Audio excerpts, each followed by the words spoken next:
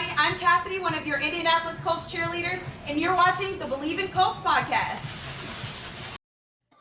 What's going on, Colts Nation? This is Bleav in Colts. I'm Lawrence Owen. With me, as usual, is my guy, Jerraud Powers. Jerraud, how have you been doing this past week? Been good, man. Just busy. Sports stuff, school stuff, a little bit of travel. Same old, same old. What about you? Had a lot of fun. Obviously, I had a football game to watch this weekend, which was nice. You know, that's a first, be able to watch your own team for the first time in many months. Play some football, even though it was preseason, it was still football. It was a game. And then, of course, training camp had to come in this past week. Yesterday was the first practice since that preseason game, and it was an interesting experience for myself.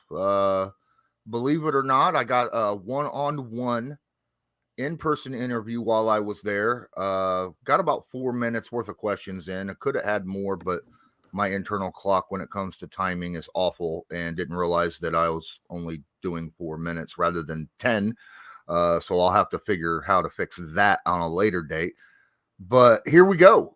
This is the interview I had with Andrew Ogletree yesterday at the Colts training camp. Hey, I'm Lawrence Owen, and with me today, special guest, Andrew Ogletree, man. Pleasure to meet you. Yes, sir. Nice to meet you, sir. So you had a lot of splash plays. You made some plays, not just today, but last preseason.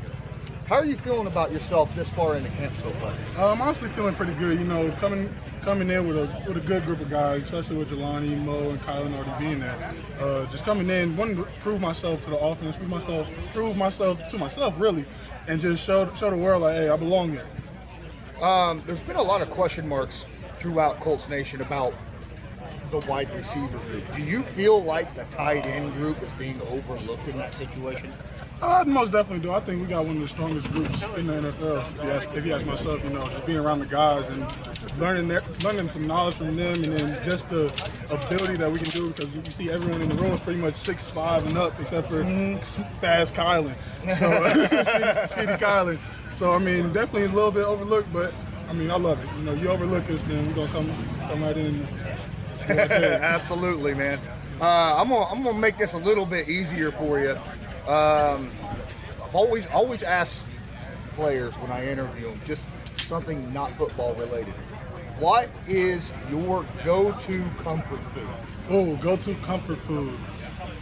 I gotta say, good chicken sandwich. You know, spicy chicken sandwich. Gotta add the pepper jack cheese from Chick-fil-A, or you know, you got a spicy chicken sandwich from Popeyes. All right. Those two are a little in competition with each other. Oh, you got both those here in town. So yes, good to go, man. Got a cameraman behind here, Loyalist. Loyalist, do you have a question you want to ask him? That brotherhood that it seems like you and Jelani are building and stuff. Yeah. I mean, it's got to be a wild balance, you know, competing, but yet still. What's that like for you? I mean, how's that? You guys seem to really build that fast. Yeah, no, I love it because, you know, it gives someone to push myself and also push him. But then again, we're roommates. That's pretty much like my brother, my best friend. We share all these stories and everything like that. And then we also study the playbook together every night. So, you know, it's just, I'm so grateful to have him by my side going through this. Like, we're going through this as the first time. Yes, we're competing, but then again, we're also trying to push each other and make sure that we get better each and every day. When it comes to the route running, now, Matt Ryan is obviously, it's been known. He's kind of a general out there, right? Yeah. And so my question to you is, does he give a little bit of leeway when it comes to running your routes so that you can get open at certain situations? Or is he like, no, you have to be here at exactly this time? I mean, there's a little leeway with that, but, you know, at the end of the day, it's all about route discipline. So if your route's breaking at 10 yards, hey, we're breaking at 10 yards. So, I mean, it's a little push-pull. He lets us do our own thing to get open, but then again, hey, you got to be there when you need to be there. You got to be there. So, oh, absolutely, yeah. Absolutely. One last question before we get out of here. So far, getting ready tomorrow, you're going to be going up against the Detroit Lions, yes, sir. right? Yes, sir. What are you hoping to get out of that through these next couple days heading into that preseason game? You know, just a little bit more. I feel like I already got a high confidence level, and just gain more confidence in my abilities in the run game, the pass game. Just once again proving to myself, like, hey, you belong here. and you belong to you intend to stay here. So just to prove to myself, and then I'm gonna have some family coming over, so definitely it's gonna be nice to see them. But just to prove to myself and prove to the world, like, hey, I belong. All right. Well, this is Lawrence Owen. Appreciate each and every one of you. Special shout out to Andrew Ogletree for taking a few moments out. Appreciate you again. Sir. Nice to meet you. Yes, sir. Look forward to watching you this upcoming season, man. Yes, sir. Appreciate you. Absolutely. Before we get into the interview and the past game and this upcoming game, I just want to remind everybody that BetOnline is the fastest and easiest way to wager on all your favorite sports, contests, events with the first to market odds and lines. Find reviews and news for every league, including Major League Baseball, NFL, NBA, NHL, combat sports, esports, even golf. BetOnline continues to be the top online resource for all your sports information, from live in-game betting, props, and futures. Head to BetOnline today or use your mobile device to join today and make your first sports bet. Use our promo code Bleav50, that's BLEAV50, to receive your 50% welcome bonus on your first deposit. BetOnline, where the game starts. All right, man. Is there anything out of that interview that you gleaned from there that you found interesting? Nah, man, he just got good energy. I like the fact that he's excited about, being able to prove, if he belongs, and, just being a part, starting his NFL journey. He just seems like a really good kid, and you can tell, those are the type of guys that's in that locker room, so he probably fits right in. Man, you're right. I love his energy. I love his positiveness that he, exudes from himself. He's always smiling, just happy, great personality to be around. I thought he was great. Found it interesting. I didn't realize that him and fellow rookie Jelani Woods, the tight end, are roommates, and that they do all their studying together. They work on each other. They do stuff. That's awesome. That's awesome, because they're obviously in competition with each other, and yet, they have that brotherhood going as well. And that's good to hear. So let's go ahead and kick back to this past Saturday from 4 to 7 Eastern Standard Time. The Indianapolis Colts versus the Buffalo Bills. What did you see there in that game that you liked and disliked? It's hard to judge teams off the, first week of the preseason, obviously, but it is certain things you just want to see that you hope to see that first week off the basic fundamental type things that you've been working on since training camp started, like tackling, blocking the correct way, just using the right fundamentals and technique. And, when you look at it from an offensive standpoint, you can tell that, guys are still trying to find their rhythm. A lot of times at this point of the season anyway, defenses are way ahead, have a lot more things in and things like that. So, offenses is normally about the build up, and you hope that they can be playing a certain way at a certain time. But the things that you do like offensively is Matt Ryan. You can just tell from his style of play and how he goes, he's going to make the right decision. For the most part, every time he's going to make the right decision, if it's the check down or the deep shot or taking a sack or running, scrambling, whatever it is, you can just tell he's going to make the right decision, the right play. The one thing that I probably say that I was kind of, I'm not going to use the word disappointed, but was just hoping more of a jump, was just the receivers getting their opportunity, being young receivers going against, a good defense. But then when you look at the Bills, they had two rookie corners, that was out there. So they had two young guys out there in the secondary, and it seemed like they was challenging our guys and being successful early part, that first quarter, a little bit into the second quarter. Seemed like those guys was really hip to hip with our guys, and you was just hoping to see a little bit of separation from there. But the biggest positive that I saw, it's just defensively, the turnovers, man. Gus Bradley, with his style of play, again, we talked about it, him having eyes on the quarterback. And that's his style defense, to where it's just going to be a lot of eyes on the ball. And you can just tell it's going to be one of those, every tip, every overthrow, all those type of things, we're probably going to have an opportunity to get it. So it was kind of fun to see the foundation of the defense and its installment, because in that defense, he preaches turnovers. I mean, that's an everyday talk. So to see that happen on Sunday, you hope that continues to go into the season. Yeah, definitely one of the most pleasant things to watch yesterday was the first and second team defense, right? They were absolutely lights out. They had like 4 turnovers in the first half. 4. And they were doing an incredible job getting pressure on the quarterbacks. They were doing good covering, tackling, doing all the basic things that you were talking about on the last podcast, where you just want to get your fundamentals down, right? Make sure everything is set. That's what this is about. You're right about the wide receivers. I don't know if they weren't able to create separation as much as, well, first off, obviously, there's no scheming on offense to get people open in preseason games. Same as defense. There's no scheming. They're just playing. Yeah. They're not trying to hide the defense and then, no, we're not blitzing here. Right.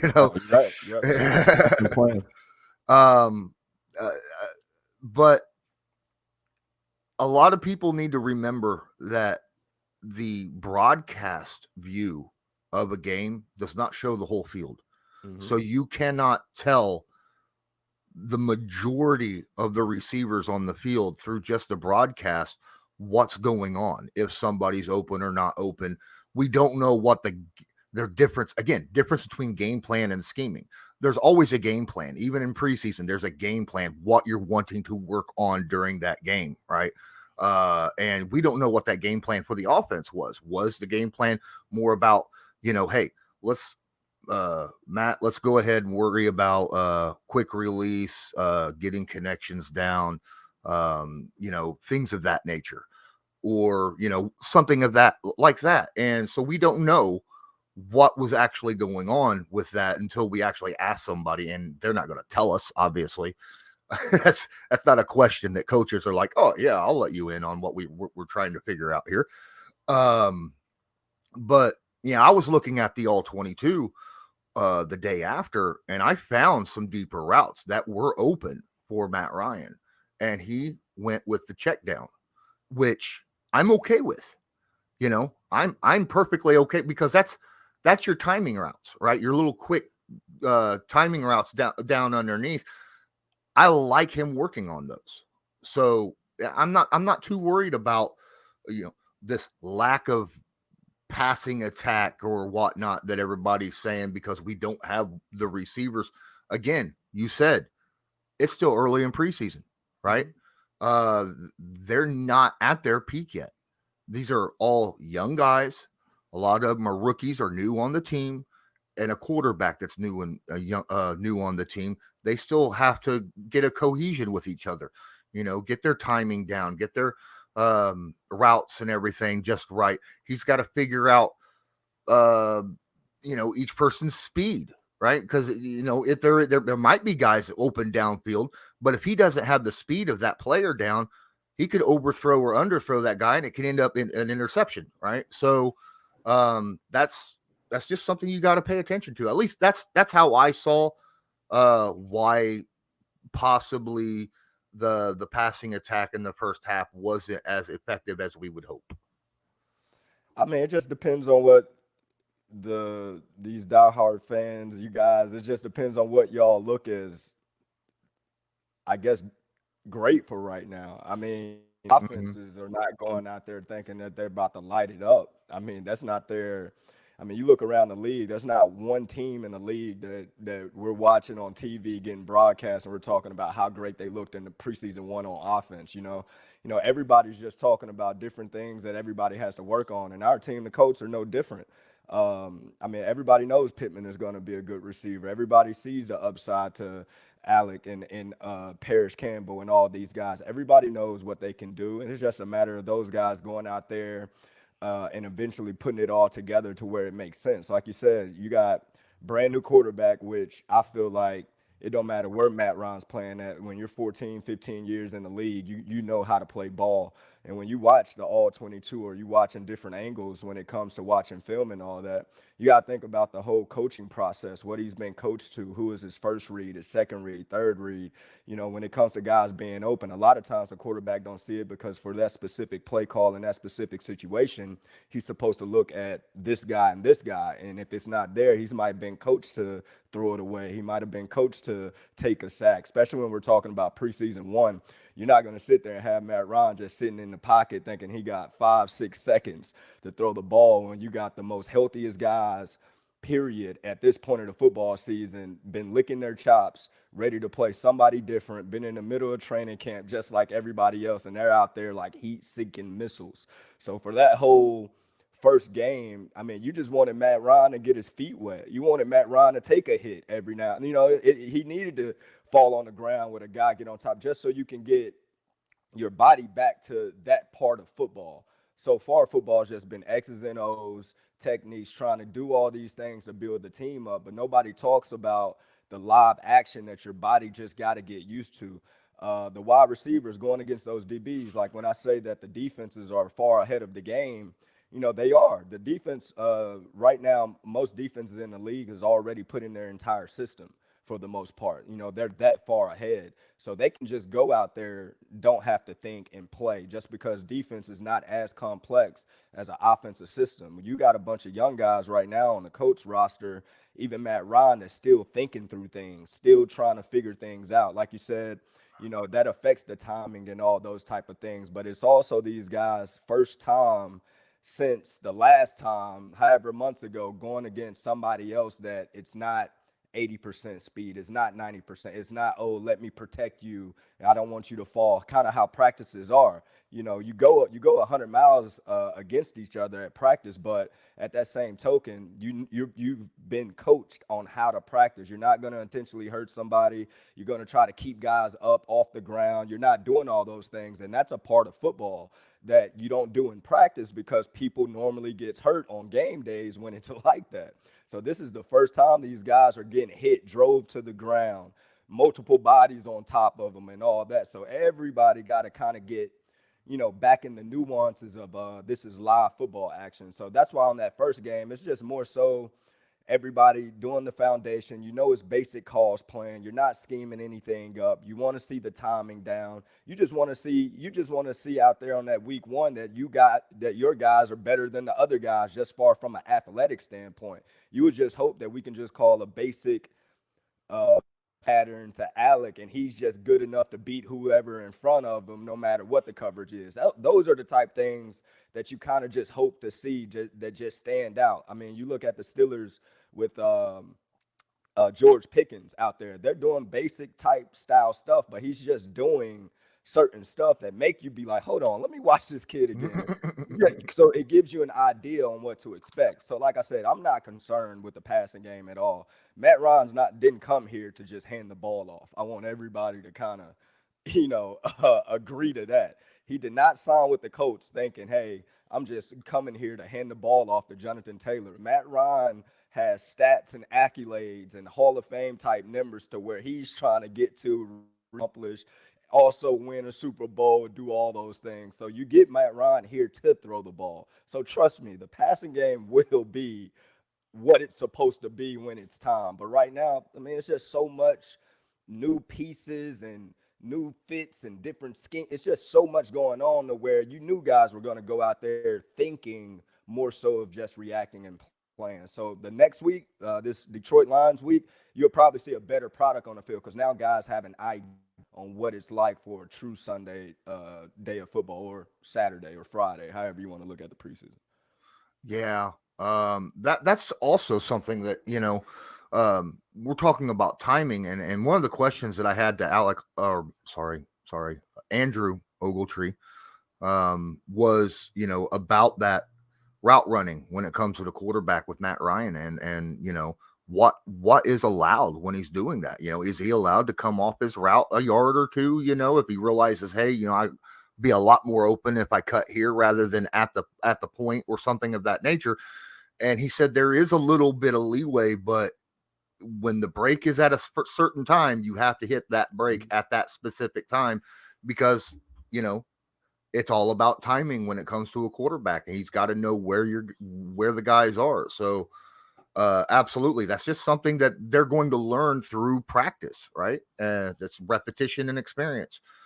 One thing that got me overly excited in the Buffalo game that should not have gotten me overly excited was late in the second quarter, I watched Nick Foles throw the football away. Mm-hmm. That was something I did not expect myself to go, yes. You know, I mean, That was weird for me. But you did not see that last year with Carson Wentz and the Colts. He didn't just sitting in the pocket, sat there for 3-4 seconds, realized, okay, pressure's coming down, there's nowhere to go, throw it away. Don't put it in my left hand and try to chuck it somewhere. When it comes to how I judge football players, because, we all got our opinions on who's bad, who can do this, who can do that. But what makes players great, it's who they are truly. Carson Wentz, we knew what type of player he was when we got him. He was not your traditional just sit in the pocket. Carson thinks he's a tough-minded, far as physical thinker, to where from day one, he's always been trying to sling guys off of him, take hits, extend the play. That's what got him paid in Philly. That's what made him who he is. The year that he had that great year in Philly, some of the plays he just made in the pocket of just extending plays and doing all those type of things, that's what kind of got everybody's attention. But sometimes the things that make you great can also be the things that, make people hate you or not like your style of play as well, just because of the bad that might comes with that. And so when it comes to Nick Foles throwing it away, since day one, we've known Nick Foles is not about to sit in the pocket and take a hit for nobody.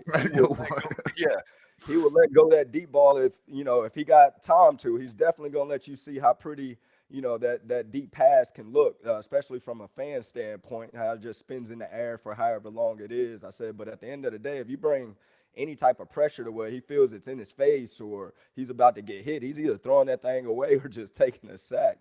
But you're right, though. It's good to see some of those improvements and, quarterbacks that is, safe with the football and, just taking what the defense gives them every now and then. And then you see Sam comes in, Ellinger, and, he looks great. And when I say great, I'm saying from the perspective of him being drafted, what he went through last year to now, you just see the improvement. And hopefully he can continue to improve because there's no telling from a development standpoint, where his ceiling is or potentially what type of quarterback he can become for the future, considering Nick Foles, older quarterback, Matt Ryan, older as well. So you would hope that Sam can get all this knowledge and, maybe in a few years, 3, 4, however long it is, he can just step in and take over that role. You are absolutely right. I will admit last year I was not on the Sam Ellinger train. I did not like 90% of what I saw from him in practice and training camp. I was like, he's going to be a great gadget quarterback is what I was thinking, right? Not a traditional quarterback whatsoever, not a starter in the NFL. What I saw from preseason, what I saw from training camp yesterday, his arm strength somehow, his throwing power somehow, not his arm strength, but his throwing power got better. He's able to put a lot more zip on that ball. He looks more comfortable throwing downfield rather than just looking at the checkdowns. He stands when the pocket breaks down and he starts to scramble. He's not looking to run. He's looking downfield at receivers now. He has learned so much over this past year that his stock has went way up in my books anyhow. Maybe this offseason he got with an old alumni and Colt McCoy or something. People forget, Colt McCoy. That's kind of what I saw, even though I know they're Texas guys. But if you look at Colt McCoy's career, how he started, he's always been considered a backup, even though he's been a starter in the league. But, he's always been a guy that, you respected as a quarterback. He can win a game as well. But I can see Sam kind of developing and being either a top tier, backup to where if something was to happen, he can step in and everybody be fine. And hopefully he has the potential to be an everyday starter. But, the projection is looking up, though, after that first game. I know that. The Colts have another preseason game, the second one, with the joint practice of the Detroit Lions that are happening as we talk, actually. I think it starts in an hour from where we're at right now. When you're going through joint practices, obviously I Bleav you said you never had a joint practice, right? No, I didn't. Yeah, that's something kind of newer in the NFL, but obviously there's a lot of stuff going on. And Frank said that in the preseason game, he's not going to play his starters nearly as much because Mm-hmm. you got your looks right during the joint practices. So there's no need for it. Do you agree with that? Yeah, that's what I bet it's a lot of teams that's doing joint practices this week. I think this is remember we was talking last pod about, teams trying to find different ways to handle this new preseason type deal. You only got 3 games.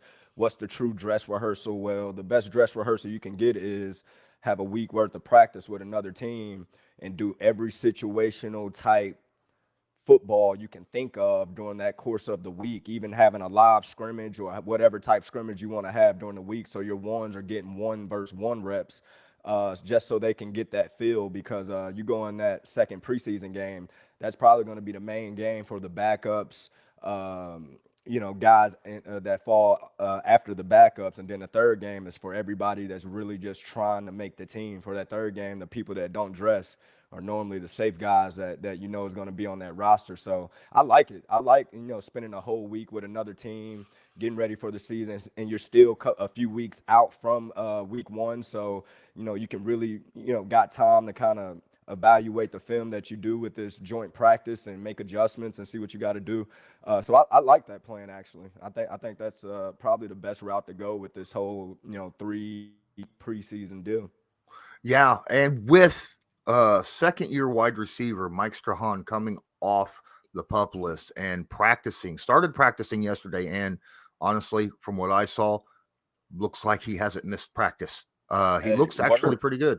Word on the street is this could be the baby Julio. Yeah, that's the word that I heard, as far as, his physicality, his size, his speed. And they say he got some talent, man. So, I mean, it sounds like everybody, maybe this was the reason why, maybe Chris didn't want to make a move in the wide receiver room until he saw the whole room as a whole. And this included this guy as being a part of it. So, you're hearing his name a lot. So I kind of wonder, going into this second preseason game, knowing he's going to get a lot of reps, how many targets he get. If they're force feeding him the ball, just know he's a huge part going forward in the wide receiver room. Yeah, I love his stride. His stride is so long and so smooth when he's running with or without the football. It just it looks great, and it's effortless. Kind of like gliding across. Deceptive speed is the best way to put it, right? Gotcha. Doesn't look like he's running that, putting effort and running that fast, but his hands look a lot better than what it did last year. Last year, he had issues with drops. Every preseason game, he was having issues with drops. I didn't see, but he did have a drop, but it was a contested drop, so I don't really count that, right? Right. But he had 3 other catches during practice yesterday. Looked really, really good. But with him coming back, that means that Darius Leonard is now the only guy on this roster who's not practicing, which is honestly amazing to me. I don't remember being 3 weeks into training camp and only having one guy on the roster that can't practice. This is something completely new for the Indianapolis Colts over the past few years, compared to what we're absolutely used to. Now, obviously, knock on wood, that this continues, but health has always been a concern in the past, and right now it looks like it's looking up. But when you're doing a joint practice against another team, especially a team like the Lions, where their head coach is out there saying bite kneecaps, is there a little bit of a worry? Do you think that the teams are like talking to each other, reminding each other, remember this is only practice? Oh yeah, they definitely have, a meeting, or both coaches definitely lets their teams know respectfully the tone of practice. Everybody's on the same page as far as, how to conduct practice. I know we talked about the Jonathan Taylor situation with the joint practice. That type of stuff happens, but for the most part of practice, everybody's trying to take care of one another, unless it's a live situation where you're being, took to the ground or whatnot. But other than that, you practice hard, you do all those things, but at the end of the day, every player knows, that everyone is out here trying to feed their family at the end of the day. So you're not going to see anybody do anything out of the ordinary of a normal camp style practice. It's just everybody will be going a little faster because you're going against another team, another scouts, other eyes on you. So like we talked about in that first preseason, your fringe guys, these are the type of things that you kind of want to stand out this week, because who's to say coach cut you, after the third preseason game and you spent a week with the Lions' eyes on you, you just never know what type of impression you made on someone else. So that's what make the joint practices so cool, because everybody's trying to prove that they're the guy, if that makes sense. So it makes the intensity level, the competitiveness, all those things, it'd be pretty intense. So what you're saying is this week during the joint practices that Chris Ballard and the scouts and the coaches are kind of looking at the Lions as much as they're looking at the Colts, you think? I mean, of course, as scouts, you evaluate everybody. I mean, now this is your film. I mean, you're going to be having your guys on the same film as, an opponent. So, of course, you're going to, evaluate everyone, everybody. You're always trying to get better at a team. This is a business, at the end of the day. So, everybody understands that process or that part of it. Man, I didn't even think about that. When you're out there, there's a difference, in my opinion, than being live and seeing on film, right? So obviously, the Lions aren't just bringing their coaches and their training staff; they're going to bring their scouts as well to sit there and watch these practices probably as well. Like, I'll tell you a story. I remember with the Ravens. I think he's with I think he's still with Philly now. Defensive tackle Timmy Jernigan out of Florida State. I want to say he's still with Philly. I hope he's still with Philly. But anyway, Philly and the Ravens did a joint practice like the year before his contract was up or something like that. And I think he did his thing that week or that year or whatever the case it was. And then he ended up having a good, career to where Philly when he became a free agent, that's who he signed his big deal with, was Philly. I mean, they saw him hands on and you just, like I said, you just never know as far as the impression you'll make from a practice standpoint setting, because that's when you can truly see the ins and outs of a person in his day-to-day work process. Do a guy practice hard?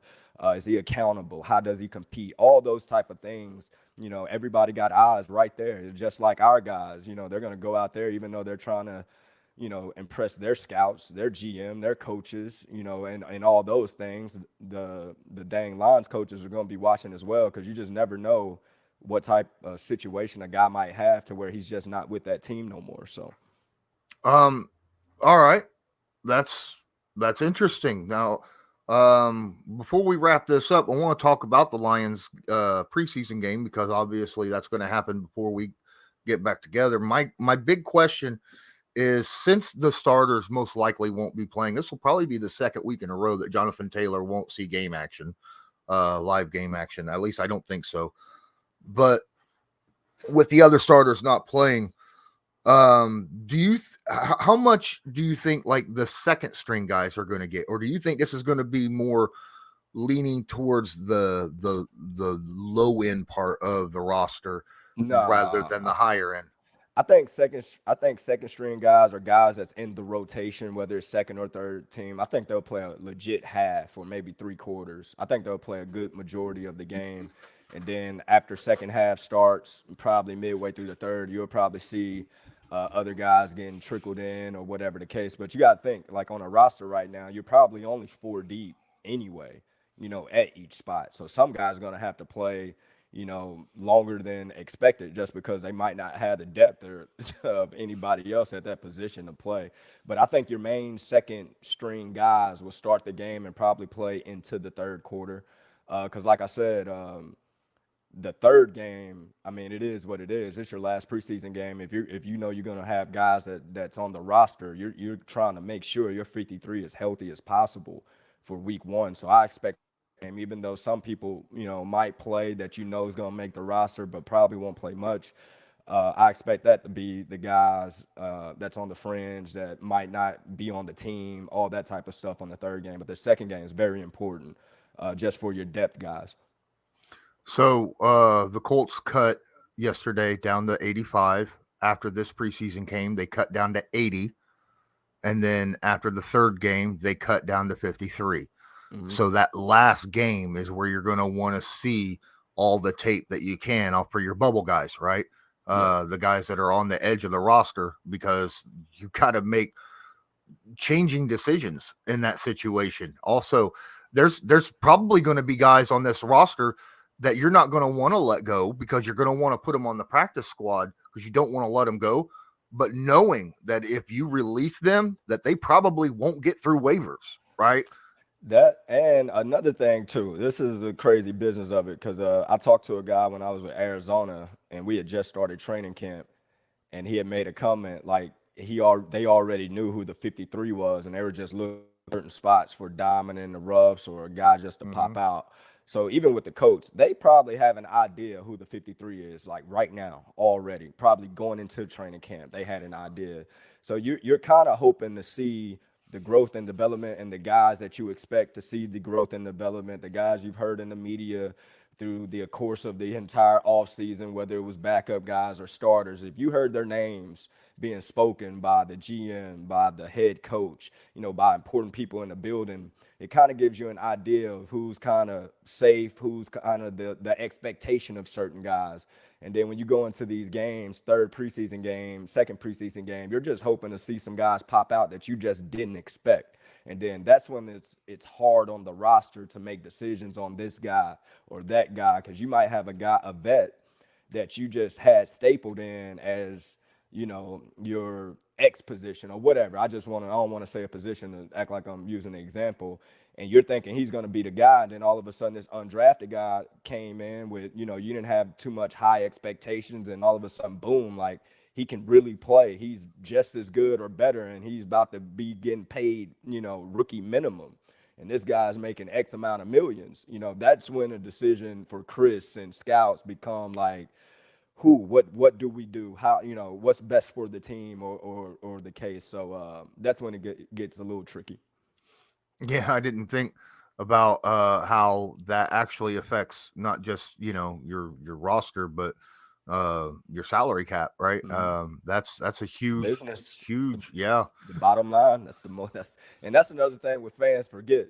This whole NFL thing is a bottom line business. If the money makes sense, cool. But when the money don't make sense, you got to do what's best for the business. Even though we love the team, we love players, all that type of stuff. I mean, we did cut Peyton Manning, so, everybody is able to get cut if the business don't make sense. Yeah. Well, I'll tell you that's got a lot of burn for a lot of Colts fans, still to this day, right? Is the cut of Peyton Manning. There was situations obviously throughout the team, like right now, after that first preseason game, overreactions, right? Where you're talking about we need to get TY in here right now, because of the didn't look like that the receivers could get separation and we need TY now, or, sign OBJ, which is ridiculous because he ain't even going to be ready until November. But you got the business side of things that you have to think about. You can't just run around and sign everybody that you want because you only have so much money. Cash over cap over cash. Doesn't matter. Sooner or later, your team has to pay the piper, right? So, I think that's going to be it for this episode. This was a very fun episode. Got over a couple preseason games, and then of course that great interview with Andrew, which I'm very glad that he took the time out to sit down with me and answer a few questions. Any final words before we go? No, that's it. All right. Well, appreciate each and every one of you. If you're listening to this, make sure you download it, share it to your favorite social media. And if you're watching this on YouTube, please smash that like button, hit subscribe if you're not subscribed, and tag that notification bell so that you are notified next time we go live or upload a video. And until next time, I'm Lawrence Owen. That's Jerraud Powers. This was Bleav in Colts, brought to you by Bet Online. And as usual, go Colts. Do you believe?